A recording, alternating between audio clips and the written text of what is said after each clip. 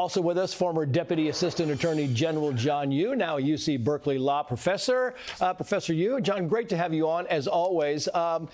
Speaking of the ballot and Trump, as we were just talking about with Carrie Kupak-Urban, here's Jonathan Turley's take on this. I want to put this on the screen, saying, quote, "The U.S. stands as the most successful and stable democratic system in history. In the blind quest to block Trump at any cost, these officials have introduced a destabilizing element to our system that could be replicated in tit-for-tat politics for years to come."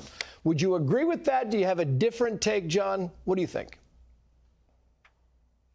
Trace, I generally do agree with Jonathan Turley when it comes to analyzing impeachment and these efforts to go against President Trump. I don't agree with him on 95% of other things, but on this one, I think he's right. President Trump's critics have taken the unprecedented step of trying to use the court system to knock him out of the ballot. You just talked about some of those efforts, like this disqualification argument under the 14th Amendment, prosecutions in state courts in New York and Georgia.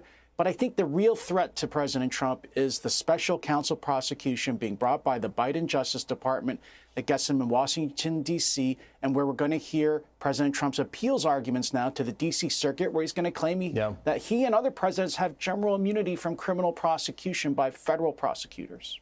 Yeah, I want your take on this. The New York Times Siena College poll, believe Donald Trump, do you believe, should be the Republican nominee if he has won the most votes in the primary, even if he is convicted? You see the number of Republicans right there, John, it's 66%. I mean, it's a big number. It's a big number of one group. And I think most people are thinking, you know, listen, let's let the voters decide this fair and square and keep everybody else out.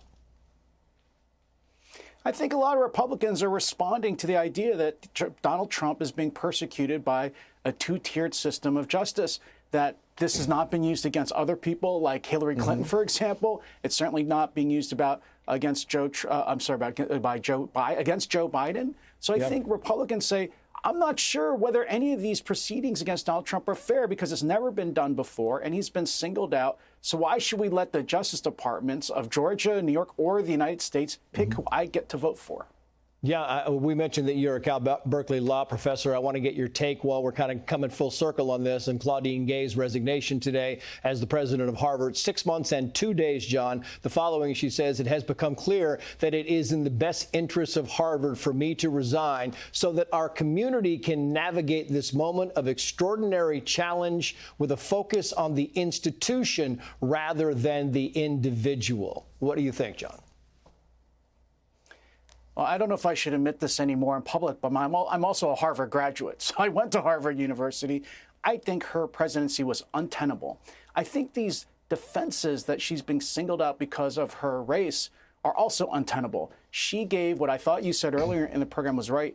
I think she gave a terrible response to the claims of anti-Semitism at Harvard. She's had serious plagiarism problems. I think what has to happen now is that Harvard and other major universities have got to make clear that they are not going to allow anti-Semitism on their campuses, that they're not going to allow attacks and threats on Jewish students, and that leaders who can't stand up, university presidents who can't stand up and defend Jewish students, should be removed from office and should resign, just like the presidents of Penn and Harvard.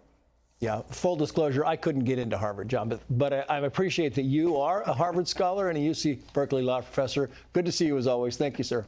Hi, everyone. I'm Brian Kilmeade. I want you to do me a favor. I want you to click to subscribe to the Fox News YouTube page. This is the only way that I know for sure that you're not going to miss any great commentary, any great news bites, any great interviews coming your way on Fox. You can get it all here on YouTube. So subscribe right now.